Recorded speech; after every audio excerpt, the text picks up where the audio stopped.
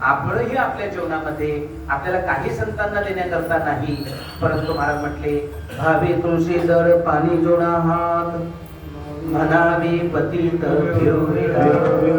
आणि म्हणून महाराजांनी सांगितलं तुम्हाला काही येत नाही ना, काही अडचण नाही, लक्षात ठेवा, फक्त हात जोडा, नतमस्तक व्हा, नम्र व्हा. आणि जो नम्र झाला, महाराज म्हणतात नम्र झाला बुधा हो. महाराजांनी सांगितलं तयाची विनयो हीच संपत्ती. विनय ही संपत्ती, लक्षात ठेवा. विनय तुमच्यामध्ये जर आला ना तर सर्व गोष्टी तुमच्यामध्ये येत असतात, लक्षात ठेवा. शास्त्रामध्ये सांगितलं विद्या विनयीन शोभते किंवा विद्या ददाति विनयम, विनया ददाति पात्रता, पात्रता धनमाप्नोति. आणि मग त्या धनानं धर्म होईल, त्या धनानं शांती होईल, त्या धनानं समाधान होईल, लक्षात ठेवा.